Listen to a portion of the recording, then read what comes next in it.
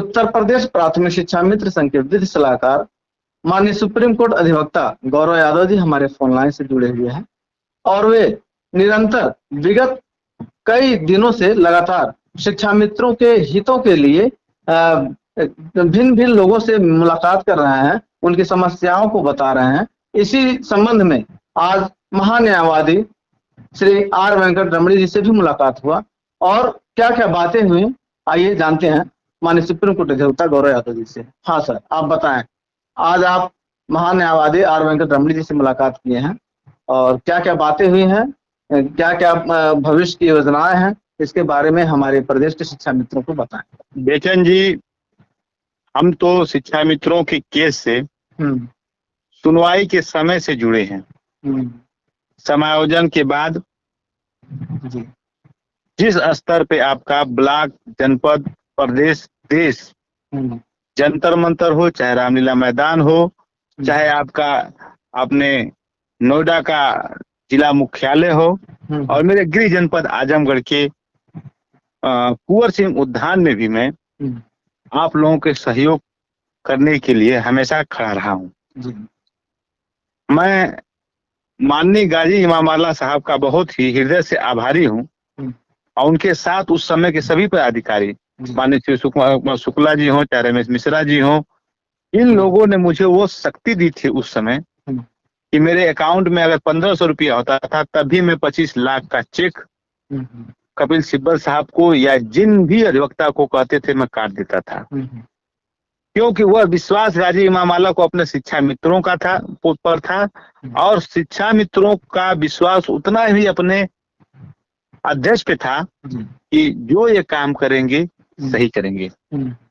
Sir, हमारे case का निर्णय कितना भी दुखद हो लेकिन उसमें काम करने वाले, चाहे अधिवक्ता हो, चाहे जूनियर हो, चाहे सीनियर हो, उन्होंने देश के संवैधानिक पदों पे बहुत ऊंचाई तक गए हैं।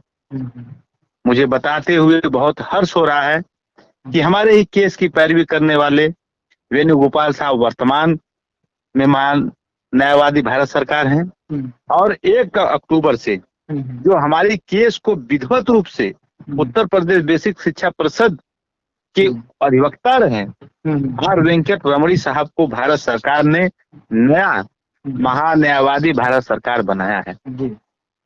मुझे शिव कुमार शुक्ला, रमेश मिश्रा, गाजी इमाम आला के सारे प्रदेश कार्यकारियों का एक समझ लीजिए सदैव के लिए निर्देश है कि आप माननीय प्रधानमंत्री तक हमारी बातों को पहुंचाने का एक रास्ता निकालिए। तो उसी क्रम में मैं पहले आपको बता चुका हूं कि मैं सारे इनके पदाधिकारियों से, संगठन के लोगों से, मंत्री के लोगों से, शिक्षा मंत्री से और अभी मैं हाल में ही अनुसूचित जात आयोग के भी जो मेंबर हैं उनसे भी मिला था और उसका फोटो मैं आज डाल लूंगा, आप लोग देख सकते हैं। तो इन लोगों से मैं लगातार मिल रहा हूं।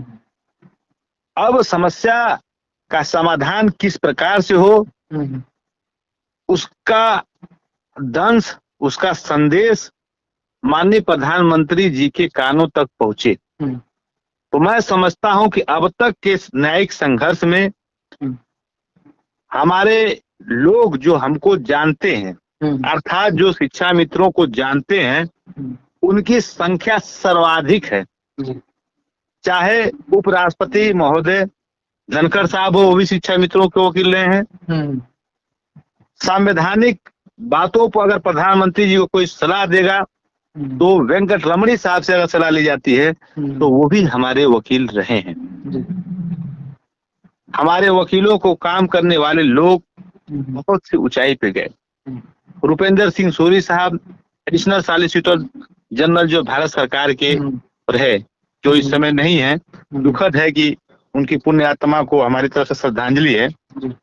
लेकिन मैं अपने शिक्षा मित्र भाइयों से कहना चाहता हूं कि हे शिक्षा मित्रों, अपने प्राण को मत त्यागो, अपने प्राण को बने रहने दो। एक एक पल में ये कोरोना सबका प्राण ले रहा था, जब उसमें से बच गए हो तो और जब यह मानव समाज ने जब उसका इलाज ढूंढ दिया है तो शिक्षा मित्रों की समस्या का भी एक दिन इलाज आएगा। इस आशा और विश्वास से मैं लगातार काम कर रहा हूँ। जी। मैं छोटे स्तर पे काम करने वाला आदमी हूँ, लेकिन वह छोटा स्तर अब इतना मजबूत हो गया है कि माननीय सर्वोच्च न्यायालय से लेकर और देश की सबसे बड़ी जो संसद है और जो सबसे बड़ी पंचायत है, जो अस्थाई सभा है, राज्यसभा है, अगर उसका सभापति धनखड़ साहब बने हैं, तो अगर मैं उनसे मिलता हूं और कहता हूं तो निश्चित रूप से उनके स्मृति पटल पर शिक्षा मित्रों की केस को याद करने में 1 सेकंड भी नहीं लगेगा, वो हमारी बात को याद करेंगे।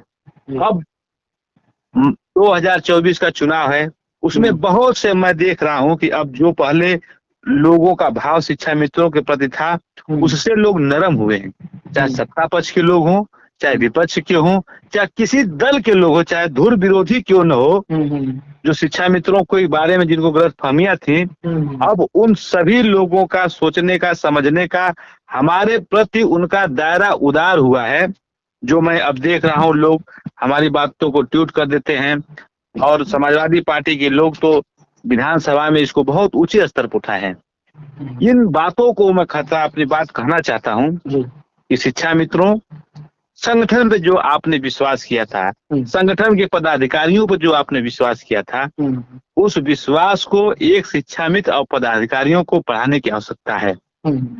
आपके सहयोग से, आपके मनोबल से, आपके आत्मबल से किसी भी प्रकार की लड़ाई को जीता जा सकता है। यानी कुल मिलाकर के कहा जाए कि जो आज प्रदेश में शिक्षा मित्रों की असमय मौतें हो रही हैं, वो किस प्रकार से रुकें या रोकने की कोशिश की जाए ताकि वो ऐसे घातक कदम न उठाएं, उसके लिए आप काम कर रहे हैं और उनकी बातों को आप शासन प्रशासन तक या उच्च पदों पर आसीन लोगों तक पहुंचाने का काम करेंगे। तो इसी के साथ बहुत बहुत धन्यवाद, आप इतनी सारी जानकारियां वहां से दी और हमें लगता है कि शिक्षा मित्र इसे सुन करके उनके अंदर एक ऊर्जा का संचार होगा और जो एक घातक कदम उठा रहे हैं उससे वो बचेंगे और अपने परिवार में हंसी खुशी से जीवन यापन करेंगे। यही मैं कहना चाहता हूँ। एक बार नहीं, इस पृथ्वी पे जितनी बार गिनती है, जितने बार नंबर हैं, उतने बार मैं शिक्षा मित्रों से कहता हूँ कि अपने प्राण को असमय मत गवाइए। अब समय आ गया है आपका कि हम आपकी बातों को देश के यशस्वी प्रधानमंत्री जी के यहाँ तक पहुंचा देंगे।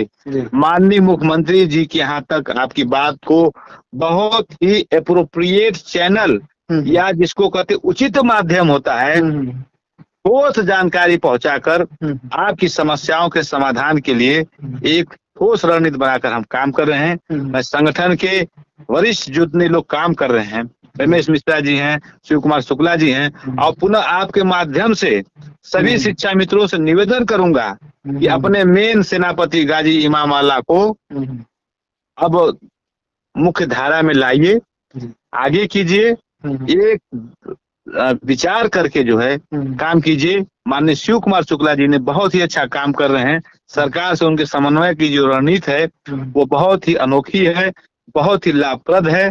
थोड़ा सा आप लोगों को जागरूक होकर अपने हित के लिए एक बार पुनः तन मन धन से तैयार होकर काम करें। मैं समझता हूं कि इस समस्या का निदान हम जरूर करा लेंगे।